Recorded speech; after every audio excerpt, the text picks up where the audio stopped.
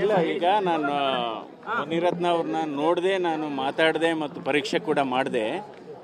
ಅವರು ಏಕಾಏಕಿ ಇದ್ದಾಗೆ ನಮ್ಮ ತಲೆ ಹಿಂಭಾಗಕ್ಕೆ ಜೋರಾಗಿ ಪೆಟ್ಟು ಬೀಳ್ತು. ಆ ಸಂದರ್ಭದಲ್ಲಿ ಒಂಥರ ಉರಿ ಬಂತು ಅಂತ, ಆವಾಗ ಕೂದಲು ಕೂಡ ಬಂತು ಅಂತ. ಸಾಮಾನ್ಯವಾಗಿ ಅಂದರೆ ಮೊಟ್ಟೆ ಜೊತೆ ಇನ್ನೇನಾದರೂ ಒಂದು ಗಟ್ಟಿ ಪದಾರ್ಥ ಏನಾದರೂ ಬಿದ್ದಿದೆಯಾ ಗೊತ್ತಿಲ್ಲ ಅದು.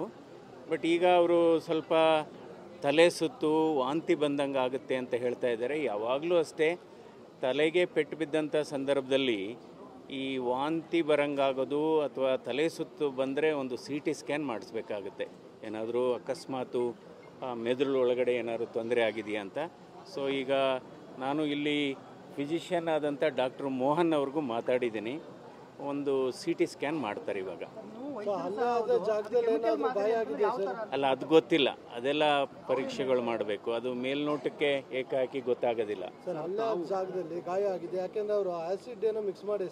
ಅಲ್ಲಲ್ಲ, ಅಲ್ಲಿ ಅಲ್ಲ, ಸ್ವಲ್ಪ ಕೂದಲು ಬರ್ನ್ ಆಗಿದೆ ಸ್ವಲ್ಪ. ಸರ್, ತಾವು ಸಂಸದರಾದ್ಮೇಲೆ ಮುನಿರತ್ನ ಅವರು ಟಾರ್ಗೆಟ್ ಆಗ್ತದೆ ಅಂತ ಅನ್ಸುತ್ತೆ ತಮಗೆ? ಅಲ್ಲ, ಅದು ಈಗೇನಾಗಿದೆ, ಕಳೆದ ಹಲವಾರು ತಿಂಗಳ ಘಟನೆಗಳನ್ನು ನೋಡಿದರೆ ತಮಗೂ ಹಾಗೆ ಅನಿಸುತ್ತೆ. ಸೊ ಹೀಗಾಗಿ ಈ ರೀತಿ ವ್ಯವಸ್ಥೆ ಆಗಬಾರ್ದು.